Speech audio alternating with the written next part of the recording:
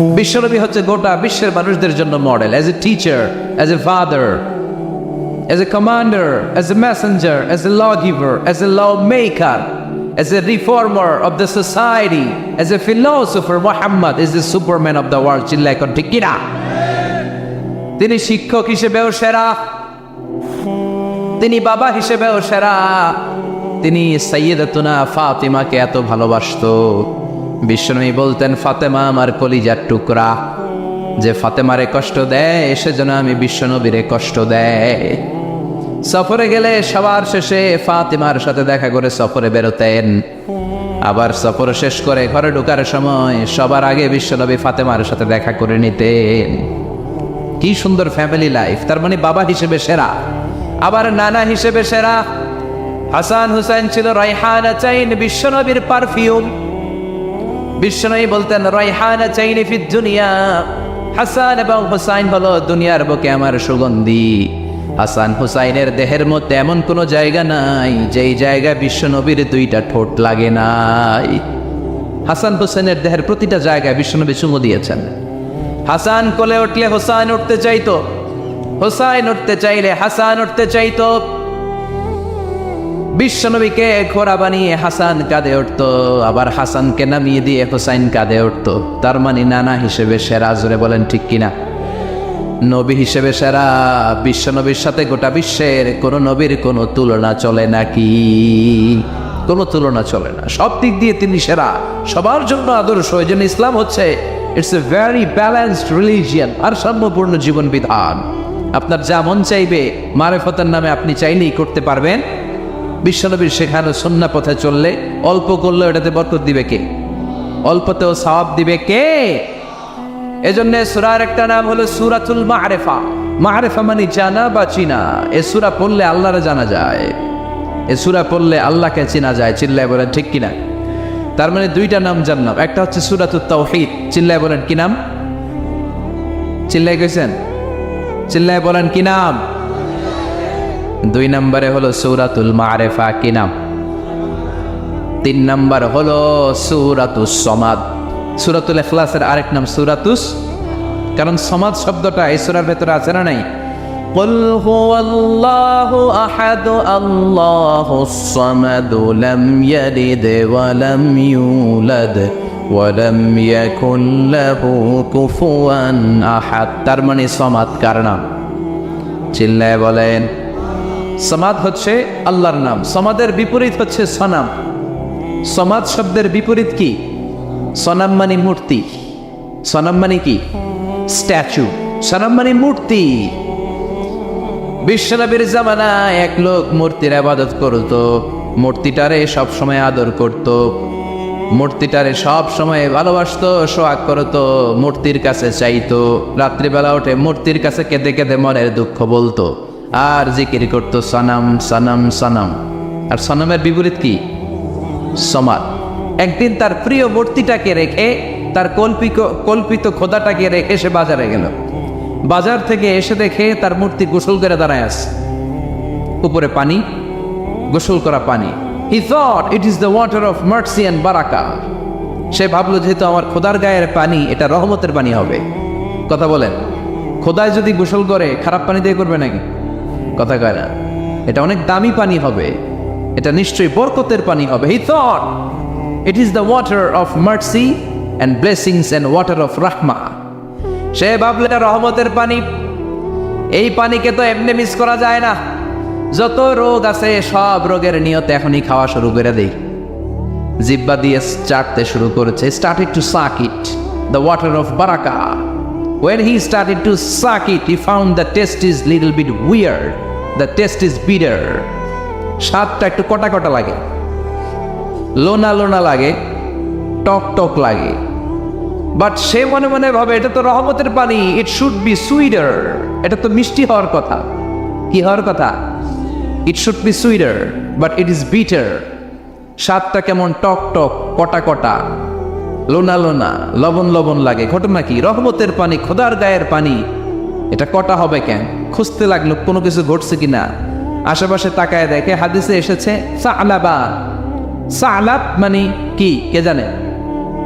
কুত্তা না, খ্যাকশিয়াং।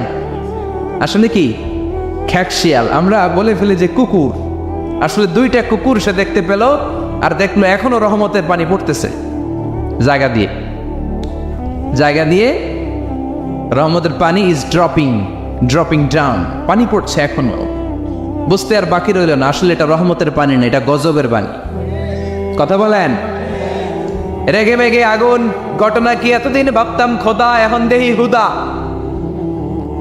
রাতের ঘুম নষ্ট করে কত রাত কেঁদেছি, কত রাত মনের কথাগুলো তাকে আমি বলেছি, এখন দেহি হুদা। আগে ভাবতাম খোদা, আসলে তো এইটা আমার কিচ্ছু করতে পারবে না, এটার এখন সাইজ করার সময় আসছে। কথা কন। মূর্তিটাকে নিয়ে জমিনের মধ্যে আছড়াতে শুরু করলো, ভাঙতে ভাঙতে হাত আলাদা করলো, খোদার হাত পা সব আলাদা করে ফেলছে। খোদারে মাইরা সাইজ করে তুর্জা করে ফেলাইছে। হাত পা, খোদার হাত পা নিয়ে বিশ্বনবীর কাছে চলে গিয়েছে, যে বলে আব্দুল্লাহর বেটা মুহাম্মদ, বড্ড ভুলের ভেতরে আমি ছিলাম। এই নাম কল্পিত খোদা, এই মূর্তি আমারে কিছু করতে পারবে না, যে নিজেকে খ্যাকশিয়ালের পেশাব থেকে নিজের দেহটারে বাঁচাতে পারে না, এই খ্যাকশিয়ালের পেশাব থেকে যে নিজের রক্ষা করতে পারলো না, সে কিয়ামতের দিন কঠিন মুসিবতের কালে জাহান্নামের আগুন থেকে আমারে কেমনে বাঁচাবে? আমি আর এই কল্পিত খোদার ইবাদত করতে চাই না, আপনি আমাকে শাহাদা পড়িয়ে দেন। কি পড়িয়ে দেন? ঝিনুকের ভেতর লুকিয়ে থাকে যেমন মতি, ঝিনুকের ভেতর লুকিয়ে থাকে যেমন মতি, কলমা শাহাদাতে আছে আল্লাহর জ্যোতি, কলমা শাহাদাতে আছে আল্লাহর জ্যোতি। পড়েন সবাই। ঝিনুকের ভেতর লুকিয়ে থাকে যেমন মতি, ঝিনুকের ভেতর লুকিয়ে থাকে যেমন মতি, কলমা শাহাদাতে আছে আল্লাহর জ্যোতি, কলমা শাহাদাতে আছে আল্লাহর জ্যোতি। পড়েন আল্লাহু আকবার। এসে বলে আব্দুল্লাহর বেটা মুহাম্মদ, আর আমি এই কল্পিত মূর্তির ইবাদত করতে চাই না, আমারে পড়িয়ে দেন লা ইলাহা ইল্লাল্লাহু মুহাম্মাদুর রাসূলুল্লাহ সাল্লাল্লাহু আলাইহি ওয়াসাল্লাম। কালিমা পড়ে মুসলমান হয়ে গিয়েছে। তার মানে এই সূরার আরেকটা নাম হচ্ছে সূরাতুস সামাদ। তিনটা নাম আমরা শিখলাম এই সূরার। প্রথমে শিখেছি সূরাতুত তাওহীদ, 2 নম্বরে শিখেছি সূরাতুল মারিফা, 3 নম্বরে শিখেছি সূরাতুস সামাদ। এই সূরাটা অনেক ফজিলতপূর্ণ সূরা।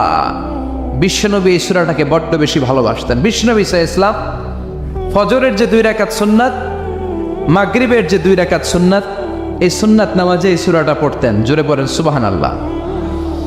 আবার যারা হজ উমরা করতে গিয়েছেন, তাওয়াফ করা লাগে, ফরজ তাওয়াফ আছে, নফল তাওয়াফ আছে, 7টা টার্ন করা লাগে। হাজরে আসওয়াদ থেকে শুরু করে আবার হাজরে আসওয়াদ পর্যন্ত 1 চক্কর, এরকম 7টা চক্কর দিলে হয় একটা তাওয়াফ। সব নবীরা, সব আল্লাহর ওলিরা, পৃথিবীর সব মুসলমানরা আল্লাহর এই ঘরকে কেন্দ্র করে প্রতিদিন তাওয়াফ করে। কোন সুবহানাল্লাহ। এবং তাওয়াফের এই ইবাদতটা পৃথিবীর শুধু ওই এক জায়গায় করা যায়। নামাজ পৃথিবীর সব জায়গায় পড়া যায়, ঠিক কিনা? মসজিদুল হারামেও পড়া যায়, বাংলাদেশেও পড়া যায়। জিকির আল্লাহর ঘরেও করা যায়, এখানেও করা যায়। দান ওখানেও করা যায়, এখানেও করা যায়। কিন্তু তাওয়াফের মতো ইবাদত, এটা কি সব জায়গায় করা যায়? নাগাইশে তাওয়াফ করতে পারবেন? সিঙ্গাপুরে পারবেন? আমেরিকায় পারা যাবে? পারা যাবে কোথায়? আল্লাহর ঘরকে কেন্দ্র করে পাক্কাতুল মুকাররামাতে প্রতিদিন আল্লাহর ঘরের উপর 120টা রহমত নাজিল হয়। সিদ্দিনা লিত তাইফিন, তার মধ্যে থেকে 60টা রহমত হচ্ছে যারা আল্লাহর ঘরকে তাওয়াফ করে তাদের জন্য। আরবাঈন লিল মুসাল্লিন, 40টা হচ্ছে যারা আল্লাহর ঘরের সামনে নামাজ পড়ে তাদের জন্য। 40 আর 60 মিলে 100, বাকি রইল কয়টা? ওয়াল 20 লিন নাযিরিনা ইলাল কাবা, বাকি 20টা রহমত যারা নামাজ পড়ে না, তাওয়াফ করে না, শুধু আল্লাহর ঘরের গিলাফের দিকে তাকিয়ে থাকে, তাদের উপর 20টা রহমত। বিষ্ণু ঈসা ইসলাম তাওয়াফ করার পরে 2 রাকাত নামাজ পড়তে হয়। এই 2 রাকাত নামাজের দ্বিতীয় রাকাতে সূরাতুল ইখলাস পড়তেন, প্রথম রাকাতে পড়তেন সূরাতুল কাফিরুন। তাওয়াফের সালাতে প্রথম রাকাতে কোন সূরা? সূরাতুল কাফিরুন। দ্বিতীয় রাকাতে সূরাতুল ইখলাস বিশ্বনবী পড়তেন, আবার বিতরের সালাতের শেষ রাকাতে বিশ্বনবী পড়তেন সূরাতুল ইখলাস। বিতরের সালাত পড়বেন কয় রাকাত? প্রথমে 2 রাকাত, তারপরে সালাম ফিরিয়ে আবার 1 রাকাত, এইটা সবচেয়ে সহি পদ্ধতি। আবার মাঝে মাঝে বিশ্বনবী 3 রাকাত একসাথে পড়তেন, বসতেন শুধু শেষ বৈঠকে, এটাও ঠিক আছে। আবার আমরা যেটা পড়ি বাংলাদেশে, এটারও দলিল আছে, তবে আম দলিল, এটার খাস দলিল নাই, স্পেসিফিক দলিল নাই। বিশ্বনবী বলেছেন তোমরা বিতরের নামাজকে মাগরিবের নামাজ থেকে আলাদা করে পড়ো, আমরা সেটাও করি, কারণ মাগরিবের নামাজে আমরা 3 রাকাতের পরে এরকম আল্লাহু আকবার বলে হাত উঠাই, তো আলাদা হয়েছে না? আবার আমরা আল্লাহুম্মা ইন্না নাস্তাইনুকা পড়ি, এটা কি মাগরিবের নামাজে পড়ি নাকি? তাহলে পার্থক্য আছে না নাই? তবে প্রথম 2টা বেশি শক্তিশালী। রাতে 2 করে নামাজ পড়বেন, সব শেষে আপনি 1 রাকাত পড়বেন। বিষ্ণু বলেছেন ইজআলু আখিরা সালাতিকুম ফিল লাইলি বিতরা, তোমরা রাতের শেষ নামাজটাকে বিতরের নামাজ বানিয়ে দিও। সুবহানাল্লাহ পড়েন। এই জন্য যাদের তাহাজ্জুদের অভ্যাস আছে, তাহাজ্জুদের পরে পড়া সুন্নাত। যাদের তাহাজ্জুদের অভ্যাস নাই, এশার সালাতের পরে পড়ে ফেলবেন। ইন্নাল্লাহা বিতরুন ইউহিব্বুল বিতরা, আল্লাহ নিজে বেজর, তাই বেজরকে তিনি পছন্দ করেন। এজন্য দিনের নামাজ রাতের নামাজ সবই বেজর। সারাদিন যা পড়লেন মাগরিবের 3 রাকাত পড়ার মধ্য দিয়ে সব বেজর হয়ে যায়। আবার রাতে 4 রাকাত 2 রাকাত করে যত নামাজ পড়লেন, শেষে 1 রাকাত বেতের দিয়ে বা 3 রাকাত বেতের দিয়ে সব বেজর হয়ে যায়। এই 3 রাকাত বেতের নামাজের সর্বশেষ রাকাতে বিশ্বনবী এই ছোট্ট সূরাটা পড়তেন। সুবহানাল্লাহ পড়বেন না? এই আমলগুলো করতে রাজি আছেন তো? মনে থাকবে সবার? আবার বিশ্বনবী বলতেন সূরাতুল ইখলাস সাধারণ সূরা না, এটা সুলুসুল কোরআন, 1/3 অফ দ্য বুক, কোরআনের 3 ভাগের 1 ভাগ। কোরআন 30 পারা। এই সূরা একবার তেলাওয়াত করলে 10 পারার সওয়াব হয়ে যায়, 2 বার পড়লে 20 পারার সওয়াব হয়ে যায়, 3 বার পড়লে 30 পারার সওয়াব হয়ে যায়। পড়েন সুবহানাল্লাহ। 1/3 এই পুরো কিতাবের 1/3, 1/3 অফ দ্য বুক, সুলুসুল কোরআন। একবার পড়লে 10 পারা, 2 বার পড়লে, 3 বার পড়লে 30 পারা। অনেক মুহাদ্দিসিন এবং মুফাসসিরিনরা বলে না, সুলুসুল কোরআন 1/3 অফ দ্য বুক দিয়ে বিশ্বনবী এটা বুঝায় নাই। বিশ্বনবী বুঝিয়েছে অন্য একটা জিনিস। সেটা কি? সেটা হচ্ছে পুরো 30 পারা কোরআনের কথাকে যদি আমাকে 3 শব্দে আপনি আমাকে বলতে বলেন যে হুজুর পুরো 30 পারায় আল্লাহ কি বলেছে, আমি বলবো তাওহীদ, রিসালাত, আখিরাত। এই 3টা কথা পুরো 30 পারা কোরআনের ভেতরে আল্লাহ তাআলা আমাদেরকে বলেছেন। তাই কোরআনের যে সূরারই তাফসীর আমি করি না কেন, সেখানে হয় তাওহীদ, নয় রিসালাত, নয় আখিরাতের কথা সেখানে আছে না নাই? এজন্য পুরো কোরআনের শিক্ষাটাকে প্রেসাইজ করলে, কনসাইজ করলে 3টা শব্দ দাঁড়ায়, তাওহীদ, রিসালাত, আখিরাত। যেহেতু সূরাতুল ইখলাসের ভেতরে তাওহীদের কথা আছে, তার মানে 3 ভাগের 1 ভাগ কথা আছে না নাই? সুবহানাল্লাহ পড়েন। সুলুসুল কোরআন 1/3 অফ দ্য বুক। একবার পড়লে 10 পারা, 2 বার পড়লে 20 পারা, 3 বার পড়লে পুরো কোরআনের খতম। কিংবা যে 3টা মেসেজ আল্লাহ দিতে চেয়েছেন পুরো কোরআন দিয়ে, তার একটা এই সূরার ভেতরে আছে না নাই? চিল্লায় বলেন। আবার বিশ্বনবী মদিনাতে হিজরতের আগে কোবা পল্লীতে মসজিদ বানালেন, মসজিদে কোবা। হজ করতে গেলে, উমরা করতে গেলে লোকজন এই মসজিদটাতে বড্ড ভিড় করে। কারণ বিশ্বনবী প্রতি শনিবার, প্রতিদিন, প্রতি সপ্তাহের শনিবার এই মসজিদে যেতেন। কি বার? কথা বলেন। এজন্য মদিনাতে গেলে শনিবারে জিয়ারাত করা সুন্নাত। শনিবারে, প্রতি শনিবারে বিশ্বনবী মসজিদে নববী থেকে হেঁটে হেঁটে হেঁটে হেঁটে এই মসজিদে কোবায় যেতেন। এবং বিষ্ণু বলেছেন যারা ঘর থেকে অজু করে এই মসজিদে কোবায় যে 2 রাকাত নামাজ পড়বে, একটা কবুল উমরা হজের সওয়াব আল্লাহ তার আমলনামায় দিয়ে দিবে। এই মসজিদে কোবা মসজিদের জন্য বিশ্বনবী একজন ইমাম নির্ধারণ করলেন। ইমাম সাহেবকে বললেন যাও তুমি নামাজ পড়াও। বিশ্বনবীর অ্যাপয়েন্ট দেয়া ইমাম সাহেব কোবা পল্লীতে যে নামাজ পড়ানো শুরু করলেন। কিন্তু সমস্যা বেড়ে গেল। তিনি মাগরিবের নামাজ, এশার নামাজ আর ফজরের নামাজ, মানে যেই নামাজে আওয়াজ করে কেরাত পড়তে হয়, কয় নামাজে আওয়াজ করে কেরাত? কথা বলেন। কি কি? মাগরিব, এশা, ফজর। এই ইমাম সাহেব ইমামতির চান্স পেয়ে প্রতি রাকাতের নামাজে সূরা ফাতিহা পড়ার পরই সূরা ইখলাস দিয়ে নামাজ শুরু করে, তারপরে আরেকটা সূরা পড়ে, আবার দ্বিতীয় রাকাতে সূরাতুল ফাতিহা পড়ে, আবার সূরা ইখলাস। ফজরের সময়ও সূরা ইখলাস, এশার সময়ও সূরা ইখলাস, মাগরিবের সময় এই সূরা। মুসল্লিরা সব খেপে গিয়েছে, সবাই বলে ও ইমাম সাহেব ঘটনা কি, খালি কুল হু আল্লাহ পড়েন কেন? আর সূরা নাই আপনার, খালি কুল হু আল্লাহ পাইছেন নাকি? নাগাইশ জামে মসজিদের ইমাম সাহেব মাগরিবের প্রথম রাকাতেও সূরাতুল ইখলাস, দ্বিতীয় রাকাতেও ইখলাস, এশার নামাজের প্রথম রাকাতেও ইখলাস, দ্বিতীয় রাকাতেও ইখলাস, ফজরের রাকাতেও ইখলাস, দ্বিতীয় রাকাতেও ইখলাস। কি করবেন? আজকে ইমামের একদিন কি আমার একদিন। পাইছেন কি আপনি? সবাই বলে আপনি পাইছেন কি? ইমাম সাহেব কয় পড়তে মন চাইলে পড়ো, নাইলে অন্য মসজিদে যাও। কারণ এটা বাংলাদেশের সিস্টেমে সভাপতি সেক্রেটারির নিয়োগ দেয়া ইমাম না, নিয়োগ দিয়েছে বিশ্বনবী। আবার ক্যান্সেল করলেও লাগবে বিশ্বনবীরে, ঠিক কিনা? নিয়োগ দিয়েছে বিশ্বনবী, নিয়োগ বাতিল করলেও করবে কে? বিশ্বনবী। মুসল্লির তো কোনো এখতিয়ার নাই। সব মুসল্লিরা মিলে বিশ্বনবীর দরবারে যায়, যে বলে নবী কি ইমাম সাহেব দিলেন, কুল হু আল্লাহ ছাড়া কিচ্ছু পারে না, খালি কুল হু আল্লাহ। কি এক মুসিবতে আছি, প্রত্যেক নামাজে কুল হু আল্লাহু আহাদ দিয়ে শুরু করে, এরপরে আরেক সূরা পরে। ঘটনা কি? বিশ্বনবী বললেন ইমাম সাহেব রে ডাকো। বিশ্বনবী ইমাম সাহাবীরে বললেন ও সাহাবী, কেন এই কাজটা করো? তোমার মুসল্লিরা বলে প্রতি রাকাতে কেন কুল হু আল্লাহ দিয়ে শুরু করো, ঘটনাটা কি? অন্য সূরা পড়ো না কেন? সাহাবী বলে নবী গো, এই সূরাটারে আমি বড্ড বেশি ভালোবাসি, কারণ ফিহি সিফাতুর রহমান, এই সূরার ভেতরে আমার আল্লাহর পরিচয় আছে গো নবী। এই ছোট্ট সূরার ভেতরে রব্বুল আলামিন যত সুন্দরভাবে নিজের পরিচয়টা বলে দিয়েছেন, কোরআনের কোন সূরার ভেতরে সেই পরিচয় আমি পাই না। তাই এই সূরাটা দিয়ে প্রতি রাকাতে নামাজ শুরু না পড়লে আমার কলিজা ঠান্ডা হয় না গো নবী। বিশ্বনবী বললেন ঠিক আছে, চেঞ্জ করার দরকার নাই, তুই প্রতি রাকাতেই কুল হু আল্লাহ পড়বি। সুবহানাল্লাহ পড়েন। প্রতি রাকাতেই তুমি সূরাতুল ইখলাস পড়বা, ইমামতি বাতিল হবে না। তবে জেনে রেখো, এই সূরার প্রতি ভালোবাসা কিয়ামতের দিন তোমার জান্নাতে পাঠায়া দিবে। এই সূরার ভালোবাসার কারণে জাহান্নামের আগুন তোমার জন্য হারাম করে দিয়েছে কে? এজন্য সূরাতুল ইখলাস বেশি বেশি তেলাওয়াতের দরকার আছে না নাই? কথা বলেন। আজকে থেকে বেশি বেশি সূরাতুল ইখলাস তেলাওয়াত করবেন তো? সবাই রাজি আছেন তো? নবম হিজরির ঘটনা। বিশ্বনবী সাল্লাল্লাহু আলাইহি ওয়াসাল্লাম তাবুকের যুদ্ধে গেলেন। বিশ্বনবী তাবুকের ময়দানে আসছে শুই না কাফের মুশরিকের আন্ডা বাচ্চা সব দৌড়। কারণ বিশ্বনবী কোনো যুদ্ধে গেলে বা কোনো জায়গায় দাঁড়ালে ওনার ডানে বায়ে সামনে পেছনে 1 মাসের এরিয়ার মধ্যে যদি কোনো কাফের মুশরিক থাকে, তাদের অন্তরের ভেতরে বিশ্বনবীর ব্যাপারে ভয় আর ধুকধুকানি তৈরি করে দেয় কে?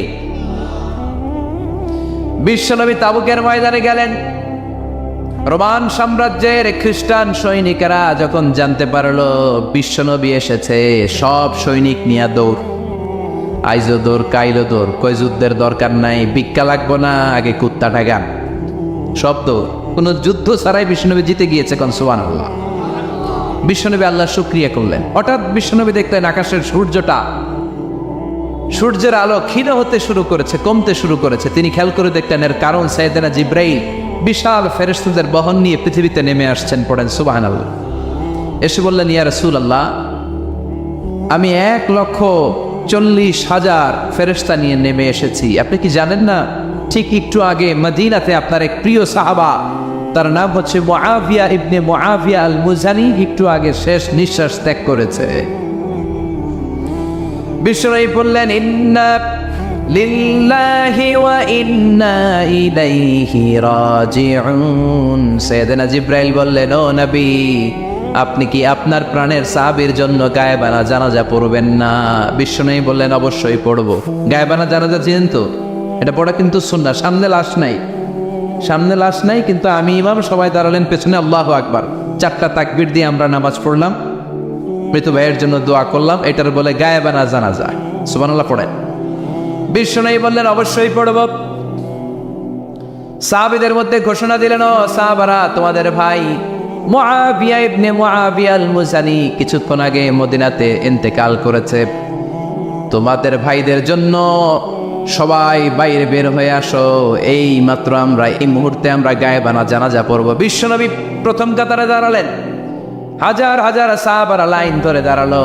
সাইয়েদনা জিব্রাইল 1,40,000 ফেরেশতা নিয়ে সাহাবাদের পেছনে 2টা লাইনে দাঁড়িয়ে গেলেন।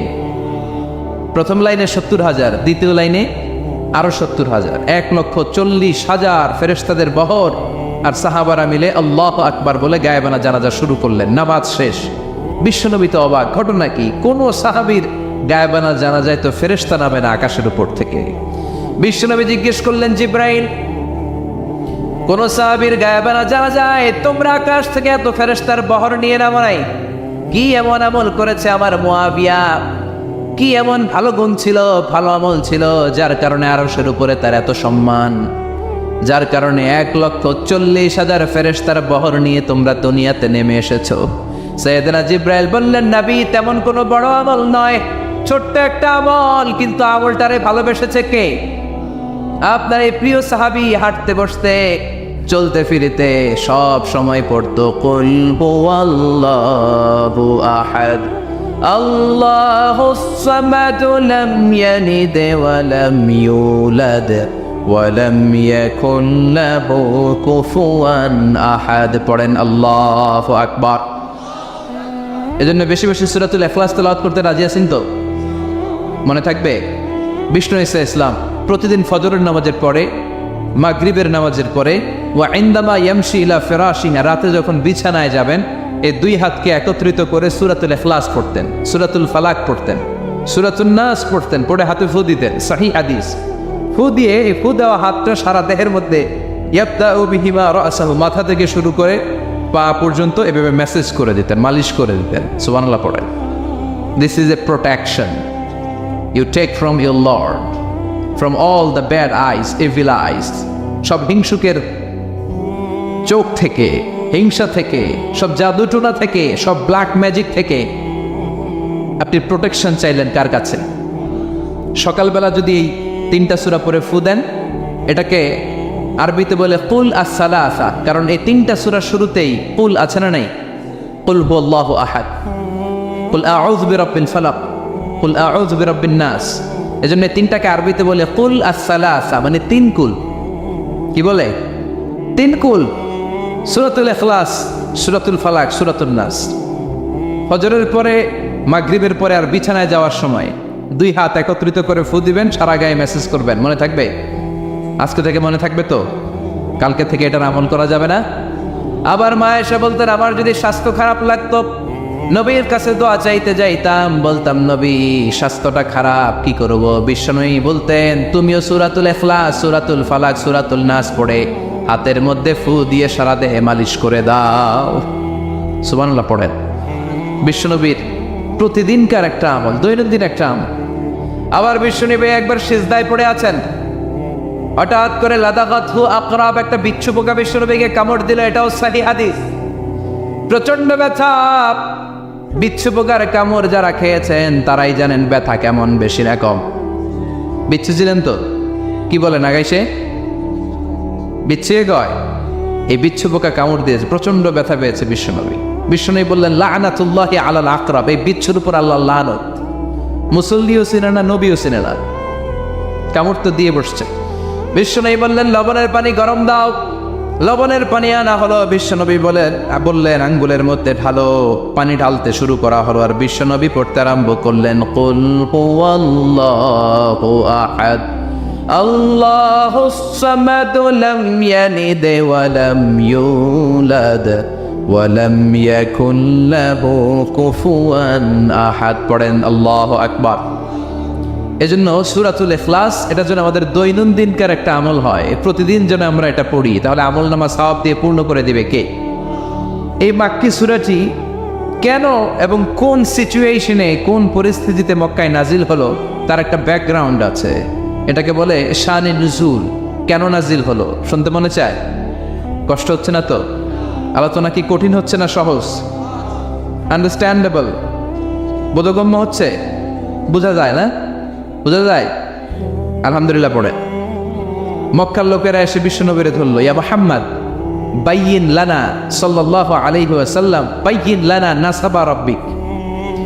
ও আব্দুল্লাহর বেটা মুহাম্মদ, তোমার রবের নসব নামা বর্ণনা করো। কি নামা? কথা কন। নসবনামা বুঝেন তো কি? হ্যাঁ, বংশ পরিচিতি। মাশাল, নসবনামা মানে বংশ পরিচিতি, বংশধারা, বংশ তালিকা। যেমন আমার নাম মিজানুর রহমান, আব্বার নাম আলী আহমদ, দাদার নাম জাইনুল আবিদিন, তার বাপের নাম মাকরাম। এটা আমার বংশ পরিচিতি। তার মানে মিজানুর রহমান ইবনু আলী আহমদ ইবনু জাইনুল আবিদিন ইবনু মাকরাম, এটা আমার নসবনামা। আপনার নাম কি? জালালউদ্দিন ভাই। বাবার নাম এন্তেজালি, এর বাবার নাম বুঝলে গেছি। হ্যাঁ, ইনসাফ আলী, তার বাবার নাম খাইয়া ফেলাইছি। আপনার আব্বার নাম মোহাম্মদ আব্দুল লতিফ, দাদার নাম, তার বাবার নাম খাইয়া ফেলাইছি। আমি তো কমপক্ষে 4টা বলছি নাকি? বিশ্বনবীর বাবার নাম আব্দুল্লাহ, তার বাবার নাম আব্দুল মুত্তালিব, তার বাবার নাম হাশেম, তার বাবার নাম আব্দে মানাফ, তার বাবার নাম কিলাব, তার বাবার নাম কুসাই, তার বাবার নাম মুররা, তার বাবার নাম গালেব, তার বাবার নাম ফেহের। এভাবে যেতে যেতে আদনান, যেতে যেতে ইসমাইল, যেতে যেতে তার বাবার নাম ইব্রাহিম, যেতে যেতে যেতে শীস আলাইহিস সালাম, তার বাবার নাম আদম আলাইহিস সালাম।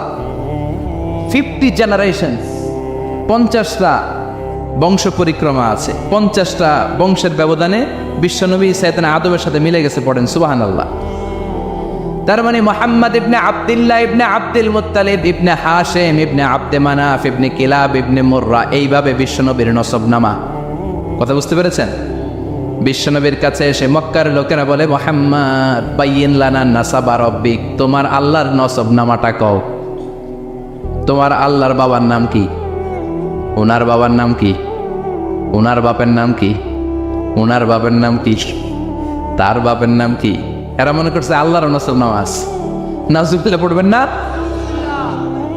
ও মুহাম্মদ, সবসময় আল্লাহর কথা বলো, আল্লাহর দাওয়াত দাও, আল্লাহর সিজদা দিতে বলো, আল্লাহর জিকির করতে বলো, আল্লাহর নসবনামাটা শোনাও। আল্লাহর বাবার নাম কি? দাদার নাম কি? পরদাদার নাম কি? বিশ্বনবী রেগে গেলেন। সাইয়েদনা জিব্রাইল বললেন, ও নবী রাখবেন না, রেগে যাওয়ার দরকার নাই। ওদের প্রশ্নের উত্তর দেওয়ার জন্য ছোট্ট একটা সূরা আরশের উপর থেকে নাজিল করেছে কে? ও নবী, ওদের মুখের উপর আপনি শক্ত ভাষায় বলে দেন, আল্লাহর কোনো নসবনামা নাই, আল্লাহর বাবা দাদা কিচ্ছু নাই। আপনি পড়েন, কুল হুয়াল্লাহু আহাদ আল্লাহুস সামাদ লাম ইয়ালিদ ওয়া লাম ইউলাদ ওয়া লাম ইয়াকুল লাহু কুফুয়ান আহাদ। পড়েন সুবহানাল্লাহ। কুল হুয়াল্লাহু আহাদ, ও নবী আপনি বলেন, তিনি হলেন আল্লাহ, তিনি হলেন আহাদ, একক, একক। আল্লাহুস সামাদ, তিনি অমুখাপেক্ষী। লাম ইয়ালিদ ওয়া লাম ইউলাদ, জন্ম দেয় নাই, কারো কাছ থেকে জন্ম নেয়ও নাই। ওয়া লাম ইয়াকুল লাহু কুফুয়ান আহাদ, গোটা বিশ্বে তার মতো কেউ নাই, তিনি তার মতো। কাফেররা তো টাসকি খেয়ে গেছে। সুবহানাল্লাহ পড়েন। আবার এর শানে নুজুলে আরেকটা বর্ণনা পাওয়া যায়। মুশরিকরা এসে বলল, ইয়া মুহাম্মদ বাইয়িন লানা জিনসা রব্বিক, তোমার রব কি দিয়ে তৈরি বল। ও মুহাম্মদ, আমরা মানুষ মাটির তৈরি, ফেরেশতারা জিনের তৈরি, ফেরেশতারা নূরের তৈরি, আর জিন জাতি হলো আগুন দিয়ে তৈরি। আমাদের ঘরের আসবাবপত্রগুলো কাঠের তৈরি। এবার বলো তোমার আল্লাহ কিসের তৈরি? আহুয়া মিন ফিদ্দা, তোমার আল্লাহ কি রূপার তৈরি? রূপার খোদা। আহুয়া মিন যাহাব, নাকি সোনার খোদা, স্বর্ণ দিয়ে বানানো আল্লাহ?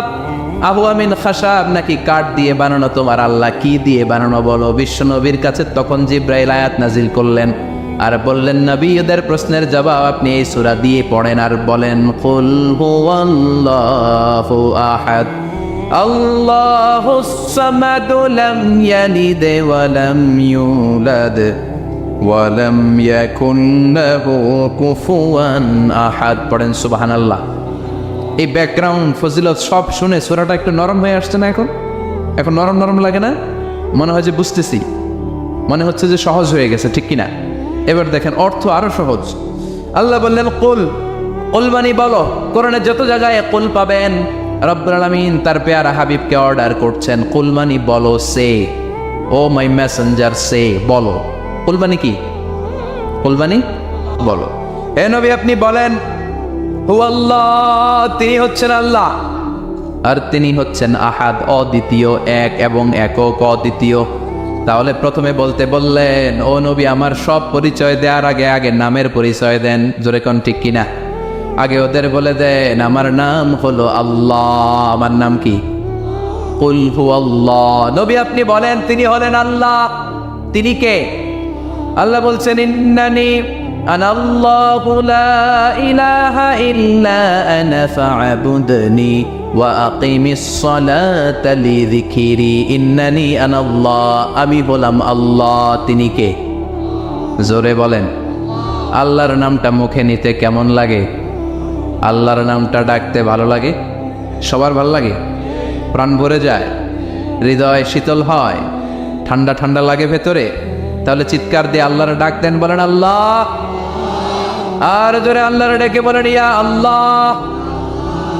গলা ফাটিয়ে ডাক দেন, বলেন আল্লাহ। আল্লাহ বললেন আমার প্রথম পরিচয় হলো আমি আল্লাহ, আমার নাম হলো আল্লাহ। আল্লাহর নাম রাখছে কে? কথা কন।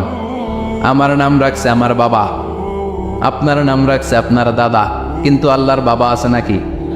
থাকলে রাখতো, দাদা থাকলে দাদায় রাখতো। কিন্তু আল্লাহর কি বাপ আছে? দাদা, নানা? আল্লাহর পিসা বুজুর আছে? অনেকের নাম পিসা বুজুরে রাখে, আছে না নাই?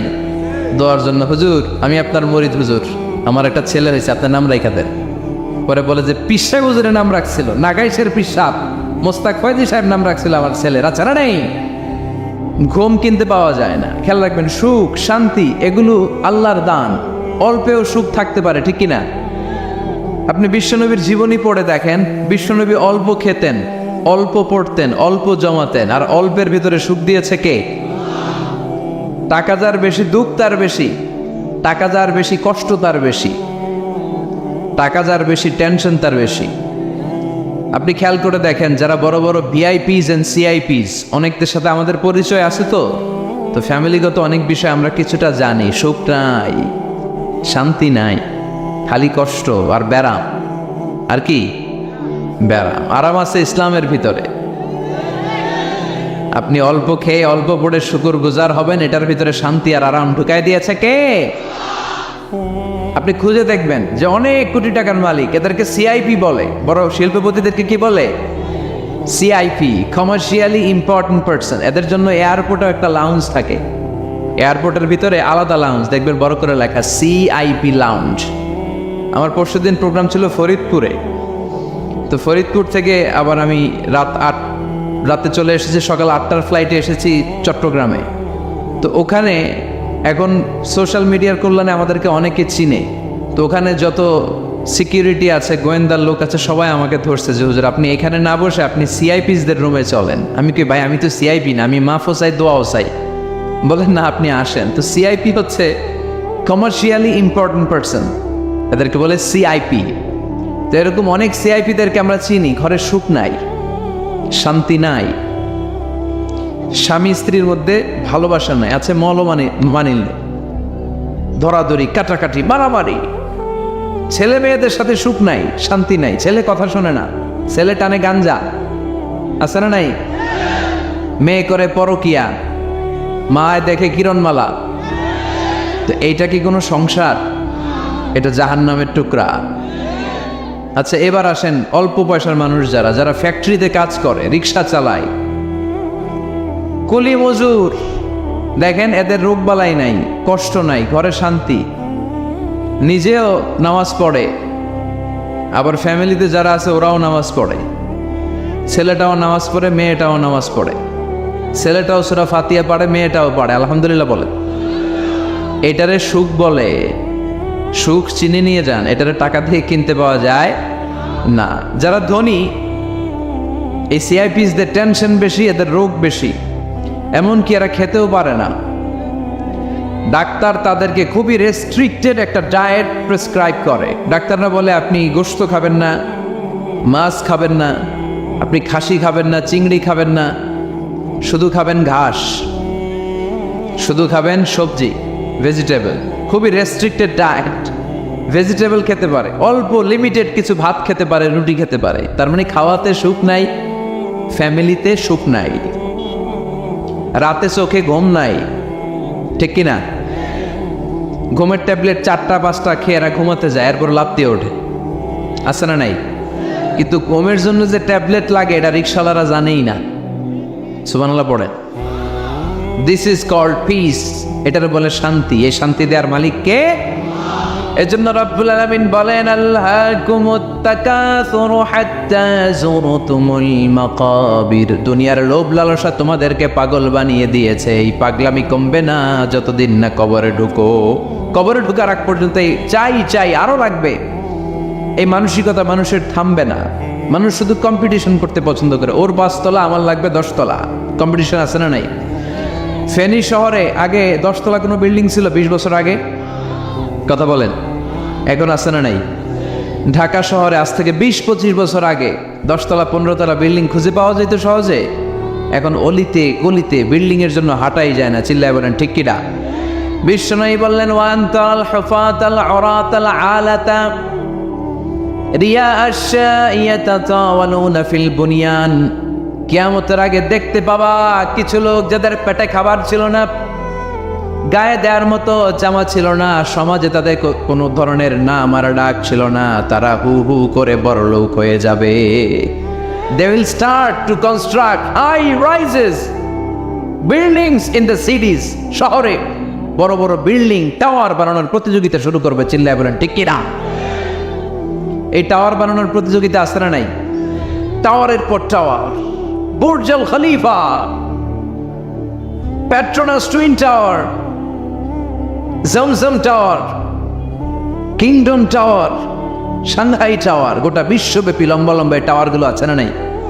তার মানে মানুষের এই প্রতিযোগিতামূলক চিন্তাধারা, মেন্টালিটি কখনো কমবে না যতক্ষণ না সে কবরে ঢুকে। চিল্লায় বলেন ঠিক কিনা? আপনি গোটা বিশ্বব্যাপী যদি খেয়াল করেন, যারা বড় বড় ধনকুবের আছে, বর্তমান পৃথিবীতে সবচেয়ে বড় ধনী লোকটার নাম কি চেনেন আপনারা ওনাকে? কি নাম? কত টাকার যে মালিক সে নিজেও জানে না। তার পকেট থেকে যদি 1 বান্ডিল টাকা পড়ে যায়, এই টাকাটা উঠাতে তার যত সময় লাগবে, এটা না উঠায় যদি সে হাঁটে, তার মেধার আইডিয়াগুলোকে কাজে লাগালে এর চেয়ে বেশি টাকা আরো জেনারেট হয়ে যাবে। কি পরিমাণে টাকার মালিক সে! বারেন, ওয়াফেদ বারেন, কি নাম ওর? আল্লাহু আকবার! কত টাকার মালিক সে নিজেও জানে না। প্রিন্স ওয়ালিদ বিন তালালের নাম শুনেছেন? সৌদি ধনকুবের। সৌদি বর্তমান যে বাদশাহ, তার আগের বাদশার ভাগিনা, কিংডম হোল্ডিং কোম্পানির মালিক। তার একটা প্লেন আছে, পার্সোনাল জেট প্লেন, যেটার 70% মেড অফ গোল্ড। একটা বিমান, যে বিমানের 70% স্বর্ণ দিয়ে বানানো। নাউজুবিল্লাহ পড়বেন না? আমার ব্রুনাইতে একটা প্রোগ্রাম ছিল, পৃথিবীর সবচাইতে বড় যে প্যালেস, রাজপ্রাসাদ, এটার নাম হচ্ছে ইস্তানা নুরুল ইমান। প্রায় 2000 কক্ষ আছে ওটার ভেতরে। ওই রুমগুলোর ভেতরে যে কমোড আছে, টয়লেটের কমোড, এগুলো মেড অফ গোল্ড, স্বর্ণ দিয়ে বানানো। নাউজুবিল্লাহ কইবেন না? এই ইস্তানা নুরুল ইমানের মালিক হচ্ছে ব্রুনাইয়ের সুলতান হাসান আল বলখিয়া। তার সংগ্রহে 500টা রোলস রয়েস গাড়ি আছে। কয়টা? যে রোলস রয়েসগুলোর কমসে কম দাম হচ্ছে বাংলাদেশি টাকায় 8 থেকে 10 কোটি টাকা। এরকম কয়টা আছে? আচ্ছা, আপনারা উত্তর করেন যে একজন মানুষের আনন্দ ফুর্তি করতে, ঘুরতে, চিলিং করতে, আউটিংয়ে যেতে, লং ড্রাইভে যেতে সবাই মিলে ফ্যামিলির কয়টা গাড়ি লাগে? 5টা? 10টা? হ্যাঁ, তার সংগ্রহে রোলস রয়েস গাড়ি আছে 500টা। পোরশে, ফারারে, লাম্বরগিনি, ওডি, রেঞ্জ রোভার, এই জাতীয় বিশ্ববিখ্যাত যে ব্র্যান্ড, এই পরিমাণ, কি পরিমাণ যে তার সংগ্রহে আছে, কালেকশনে আছে, তার কোনো শেষ নাই। তার মানে মানুষের মেন্টালিটি হচ্ছে, যার আছে যত বেশি তার চাই তত বেশি। চিল্লায় বলেন ঠিক কিনা? এই জন্য রাব্বুল আলামিন বলেন, আল্হাকুমুত তাকাসুরু হাত্তা যুরতুমুল মাকাবির। তোমাদের দুনিয়ার লোভ লালসা কোনোদিন কমবে না যতক্ষণ না তোমরা কবরের বাড়িতে ঢুকবা। ঠিক কিনা?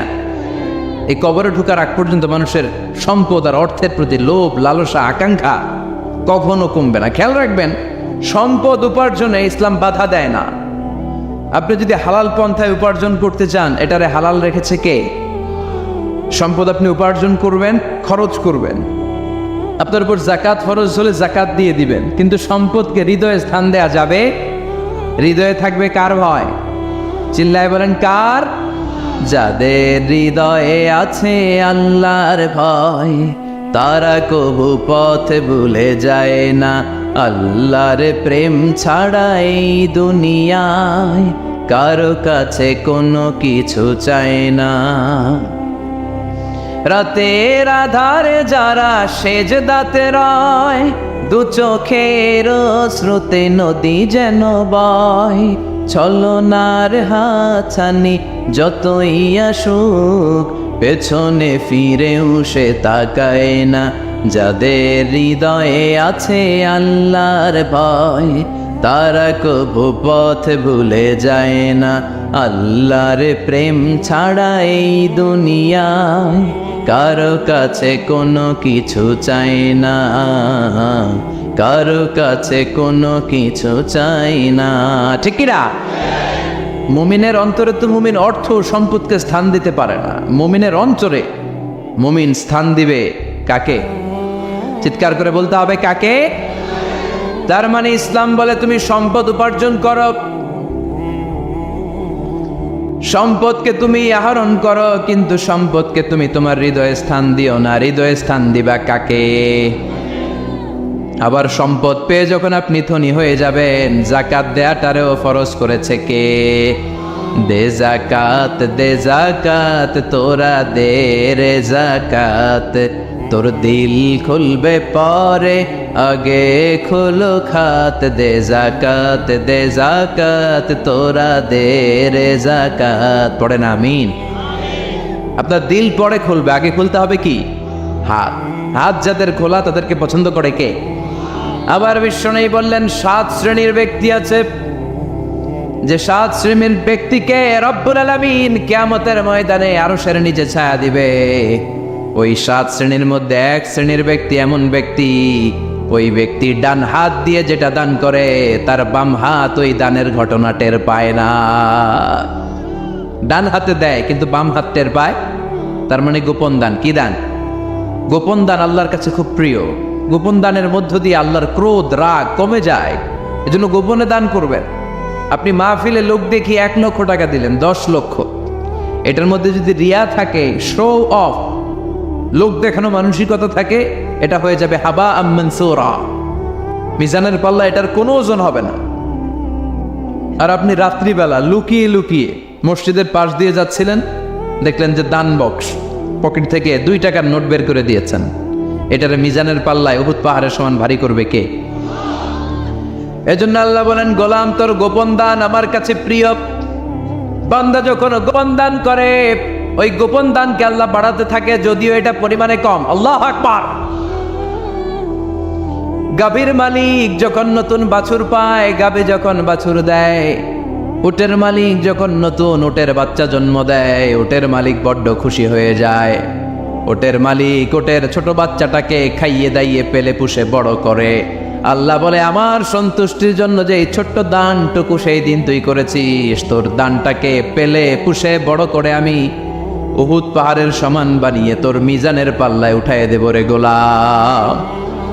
এজন্য লুকিয়ে দান করাটা শ্রেয়। আপনারা যারা দান করতে চান, আপনারা শো অফ না করে লুকিয়ে দান করবেন। রাজি আছেন তো? আর সম্পদশালী যারা হয়েছেন তারা যাকাত দিবেন। যারা যাকাত দেয় না, ওয়াল্লাযীনা ইয়াকনিজুনা আয-যাহাবা ওয়াল ফিদ্দা ওয়ালা ইউনফিকুনাহা ফি সাবিলিল্লাহ ফাবাশশিরহুম বিআযাবিন আলীম।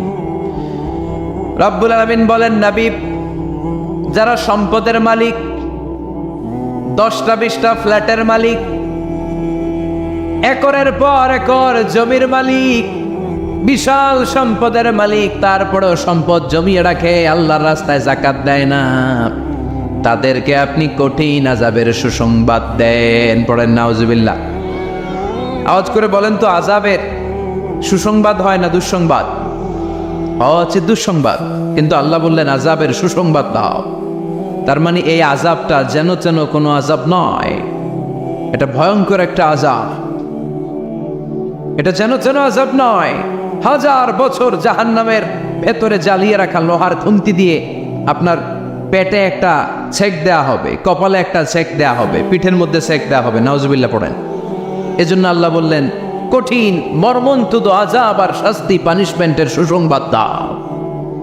ছেলে গণিত পরীক্ষায় ফেল করেছে, মা বলে তুই ফেল করছস, তোর আব্বা এসে এমন মাইট দিবে, মাইট দিলে মজা টের পাবি। আচ্ছা আওয়াজ করে বলেন, মাইট দিলে কি মজা পাওয়া যায় না ব্যথা পাওয়া যায়? কিন্তু মা বললেন যে মজা টের পাবি, তার মানে মাইটটা যে কড়া মাইর হবে, শাস্তিটা হবে বড় ডেঞ্জারাস শাস্তি। এই শাস্তির তীব্রতা, মাইরের তীব্রতা বোঝানোর জন্য মা মজার কথা বলেছেন। চিল্লায় বলেন ঠিক কিনা? এজন্য সম্পদশালী যারা হয়েছেন আল্লাহর শুকরিয়া করেন, আর বছরান্তে যাকাত দিয়ে দেন। সম্পদের মধ্যে বরকত দিবে কে? সাইয়েদনা মুসা আলাইহিস সালামের নাম শুনেছেন? ওনার এক চাচাতো ভাই ছিল কারুন, বিশাল সম্পদের মালিক। কত যে সম্পদ! তার সব সম্পদগুলো সে সিন্ধুকের ভেতরে আটকে রাখতো। আর ওই সিন্ধুকের তালার যে চাবিগুলো, ওই চাবিগুলা কাঁধে তুলতে 10 জন মানুষ লাগতো। তাহলে সম্পদ কি কম না বেশি? সাইয়েদনা মুসা আলাইহিস সালাম বললেন, আল্লাহ তোমাকে সম্পদের মালিক বানিয়েছে, তুমি এই সম্পদের যাকাত দাও। কি দাও? সে বলে না, আল্লাহ তো আমার সম্পদের মালিক বানায় না, ইন্নামা উতীতুহু আলা ইলমিন ইনদি, আমি আমার মেধা খাটিয়ে এই সম্পদের মালিক হয়েছি। সাইয়েদনা মুসা আলাইহিস সালাম বললেন, যাকাত দাও, না হয় আল্লাহর আযাবের অপেক্ষায় থাকো। কারণ বলে, তোমার আল্লাহরে বলো যদি পারে আমারে আযাব পাঠাইতে, আমার দিকে যদি পারে তোমার আল্লাহ যেন আযাব পাঠায়। আল্লাহরে চ্যালেঞ্জ দিস। কারে চ্যালেঞ্জ দেয়? আল্লাহ তো ছাড় দেয় কিন্তু ছেড়ে দেয় না, এটা জানেই না। আল্লাহ কি দেয় কি দেয় না, এই কথাটা মনে রাখতে পারবেন? আল্লাহ কি দেয় কি দেয় না? আল্লাহ ছাড় দেয়, আল্লাহ চান্স দেয়, আল্লাহ সুযোগ দেয়, আল্লাহ ভালো হয়ে যাওয়ার সুযোগ দেয়, কিন্তু আল্লাহ ভুলে যায় না, আর আল্লাহ ছেড়েও দেয় না। চিল্লায় বলেন ঠিক কি না? কারণ বলে, তোর আল্লাহরে বল পারলে আমারে মারতে, পারলে আযাব পাঠাতে বল, দেখি তোর আল্লাহর শক্তি কত রে মুসা, আযাব পাঠাতে বল। আল্লাহ বলে ফাখাসাফনা বিহি ওয়া বিদারিহিল আরদ। এই কথা বলার সাথে সাথে কারণের বিশাল সিন্ধুকের বাক্স, স্বর্ণের বাক্স, রূপার বাক্স, সম্পদের বিশাল বিশাল সিন্ধুকগুলো সহ কারণকে আমি জামিনের মধ্যে দাবিয়ে দিলাম। নাউজুবিল্লাহ পড়েন। জামিনে, এটা একটা আশ্চর্যজনক শাস্তি। এই শাস্তি আবার অন্যদেরকে আল্লাহ দেয় নাই। আল্লাহ কাউকে আযাব দিয়েছেন প্রচন্ড বাতাস, বাতাস দিয়ে আল্লাহ উড়িয়ে দিয়েছেন। কাউকে দিয়েছেন পাথর বৃষ্টি, কাউকে দিয়েছেন আগুন বৃষ্টি, কাউকে দিয়েছেন ভূমিকম্প, কাউকে আল্লাহ আকৃতির বিকৃতি ঘটিয়েছেন। দাউদ আলাইহিস সালামের কিছু কওম, তারা সাগরের মাছ ধরে রাখতো। এই মাছগুলো সাইয়েদনা দাউদ আলাইহিস সালামের কণ্ঠের তেলাওয়াত শুনতে আসতো। আল্লাহ বললেন শনিবারে মাছ ধরা যাবে না। কি বারে ধরা যাবে না? কারণ প্রত্যেক সপ্তাহের শনিবারে আকাবা উপসাগরের তীরে বসে সাইয়েদনা দাউদ আলাইহিস সালাম ওনার সুরের ঝংকার তুলে জাবুর কিতাব তেলাওয়াত করতেন। আমাদের কোরআনে সূরা আছে 114টা, আর ওনার জাবুর কিতাবে ছড়া ছিল 150টা। আমরা পড়ি সূরা, ওনারা পড়তেন ছড়া। সুবহানাল্লাহ কইবেন না? তো ওনার গলায়ও সুর, আবার ওটা ছড়া, গাইলে কত সুন্দর লাগে। উনি আকাবা উপসাগরের পাশে বসে ছড়াগুলো তেলাওয়াত করতেন, শিক্ষণীয় ইসলামিক ছড়া। আর এই ছড়ার সুরে মুগ্ধ হয়ে সাগরের মাছগুলো সাগর ছেড়ে দিয়ে ডাঙ্গায় চলে আসতো। আল্লাহ বললেন, দাউদের উম্মত খবরদার, শনিবারে মাছ ধরা যাবে না। রবি থেকে শুরু করে শুক্রবার পর্যন্ত ধর, নিষিদ্ধ হচ্ছে শনিবারে। আদেশটা কার? নির্দেশনা কার? মানার দরকার আছে না নাই? দাউদ আলাইহিস সালামের কওম একটু বুদ্ধি করলেন। ওরা মনে মনে বুদ্ধি করলেন যে আল্লাহ শনিবারে ধরতে নিষেধ করছে, আমরা ধরবো না, শনিবারে আমরা জাল দিয়ে বেড়ে দিয়ে রাখবো। কি করব? জাতে মাতাল তালে ঠিক, শনিবারে ধরা যাবে না। একে অপরের বলতেছে, এই খবরদার, শনিবারে মাছ ধরবি না। নিষেধ করছে কে? শনিবারে মাছ ধরা যাবে না। সবগুলো মাছ সাগর ছেড়ে দিয়ে যখন ডাঙ্গায় চলে এসেছে, ওরা শনিবারে এই মাছগুলো ধরে না, ওরা বেড়ে দিয়ে রাখে যাতে যেতে না পারে। শনিবার শেষ, ওরা সময়ের দিকে তাকায় থাকে, রবিবার শুরু হইলে মার ধর, আছে না নাই? ও মিয়া, ওরা কৌশল করলে আমার আল্লাহর কি কৌশল জানা নাই? আল্লাহ বললেন কুনু কিরাদাতান খাসিইন, তারা অভিশপ্ত বানর হয়ে যাও। আল্লাহ এক একজনকে এক এক শাস্তি দিয়েছে, কিন্তু এই কারুনকে দিয়েছে ভিন্নতর একটা শাস্তি। সমুদয় সম্পদ সহ আল্লাহ তাআলা কারুনকে মিশরের ফায়ুম জেলার মাটিতে দাবিয়ে দিয়েছে। কারুনের পা পর্যন্ত দেবে যায়, কারণ ভাবছে উঠে যাবে। কোমর পর্যন্ত দেবে যায়, কারণ ভেবেছে কিছু হবে না, আমার গায়ে অনেক শক্তি, আমি পার পেয়ে যাব। গলা পর্যন্ত যখন দেবে যায়, কারণ কয় মুসা সব সম্পদ তোর, আর তোর আল্লাহ লইয়া যা, আমারে সাইরা দে, সব সম্পদ তোর মুসা, সব তোর, গাড়ি তোর, বাড়ি তোর, সিন্ধুকের বাক্সগুলা তোর আর তোর আল্লাহর, আমারে খালি সাইরা দে, আমি বাঁচতে চাই।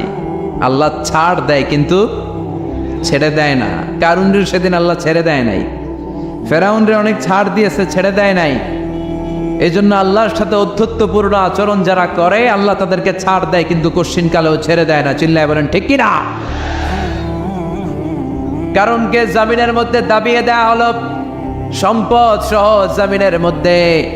আল্লাহ কারুনকেও দাবালেন, কারুনের সম্পদও দাবালেন, গোটা বিশ্বের মানুষের চোখে আঙ্গুল দিয়ে দেখানোর জন্য কারুনের একটা ছোট্ট বাড়ি আল্লাহ রেখে দিলেন। সুবহানাল্লাহ। মনোযোগ আছে আপনাদের? তাকবীর পড়েন, লিল্লাহি তাকবীর। এই যাকাত যদি না দেন, আপনার এই আদরের সম্পদগুলো, ব্যাংক ব্যালেন্স, আপনার প্রাইস বন্ড, আপনার ফ্ল্যাটগুলো, আপনার একর একর জমিগুলো কিয়ামতের দিন কি হবে জানেন? সুজাআন আকরা, টেকো সাপ। সাপের মাথায় চুল হয়, জানেন? এই যে ফানা ধরে না, এইটা হচ্ছে সাপের মাথা। এইখানে সাপের মাথায় কিছু পশম হয় আর চুল হয়, কিন্তু যেই সাপ বেশি বিষাক্ত, বিষের ঠেলায় ওই চুল পড়ে যায়। এই জায়গায় চুল, আবার দেখতে যায় না আজকে সাপ ধইরা একেবারে শেষ করে দিবে। তো আল্লাহ যে সাপগুলো দিয়ে আমাদেরকে পানিশমেন্ট দিবে, এগুলো তো দুনিয়ার সাপের মতো, তাই না? এগুলো মনে হয় অ্যানাকোন্ডার মতো, C snake, rattle snake, king cobra, black mamba, Python, এই জাতীয় সাপ না। সুজাআন আকরা, টেকো সাপ, মাথায় চুল নাই, এক একটা ছোবলে আপনার পুরো দেহটা ভেনোমাস হয়ে যাবে, পয়জনাস হয়ে যাবে। এক ছোবলে দেহটা 70 গজ জামিনের নিচে চলে যাবে। এজন্য যাকাত দেয়ারে আবশ্যক করে দিয়েছে কে? এখন আবার যাকাতের শাড়ি আর লুঙ্গি সমাজে আছে না নাই? আল্লাহর কসম করে বলছে, যাকাতের শাড়ি, যাকাতের লুঙ্গি বলতে কিচ্ছু নাই। এগুলো এমন শাড়ি মশারির চেয়েও পাতলা। এগুলো আপনি গরিবদের হাতে তুলে দেন কি করে? এই ঠাট্টা করার স্পর্ধা আপনাকে কে দিয়েছে? অনেক ভিআইপি সিআইপিসরা আছে, অ্যানাউন্স করে দেয়, আমার বাংলো বাড়ির সামনে ফেব্রুয়ারির অত তারিখে আসবেন সবাই, 14ই ফেব্রুয়ারি আসবেন, ভালোবাসার শাড়ি দিয়ে দিব সবাই। তো এই পাতলা শাড়ি নেওয়ার জন্য আসে মহিলারা, শাড়ি দিবে 5,000, মানুষ আসছে 1 লাখ, পদপৃষ্ঠ হয়ে মারা যায়, এরকম আছে না নাই? আপনার যাকাতের শাড়ি নিতে এসে ম্যানেজমেন্টের অভাবে, সুন্দর ব্যবস্থাপনার অভাবে পদপৃষ্ঠ হয়ে যারা মারা গেল, এদের হত্যার দায়ভার আপনি কিয়ামতের দিন এড়াতে পারবেন না। চিল্লায় বলেন ঠিক কিনা? যাকাত এসেছে দারিদ্র্য বিমোচনের জন্য, to wipe out the poverty from the society। সমাজ থেকে আপনি দারিদ্রতাকে ঝাড়ু পেটা করে বিদায় করবেন, এজন্য এসেছে যাকাত।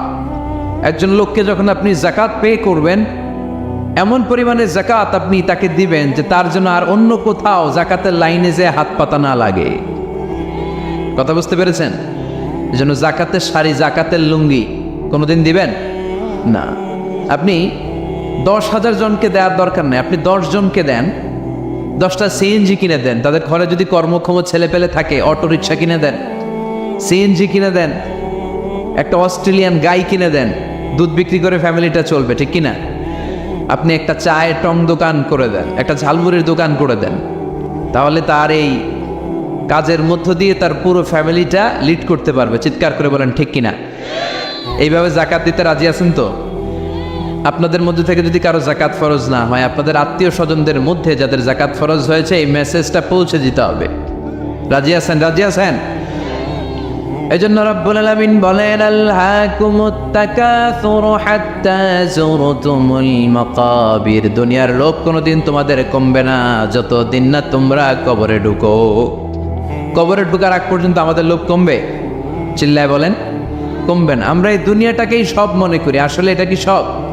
কথা বলেন, আসলে এটা সব না। আমরা চাক্ষুষ যখন মালাকুল মাউতকে দেখতে পাবো তখন আমাদের টনক নড়বে। আমরা প্রত্যেকেই কিন্তু মালাকুল মাউতকে দেখব, বিশ্বাস হয়? প্রত্যেকেই আমরা দেখব, ভালো হলেও দেখব, খারাপ হলেও দেখব। নিজ চোখে আমরা মালাকুল মাউতকে দেখতে পাবো, আর আমাদের রূহ তিনি কবজ করে নিয়ে যাবেন। চিৎকার করে বলেন ঠিক কিনা?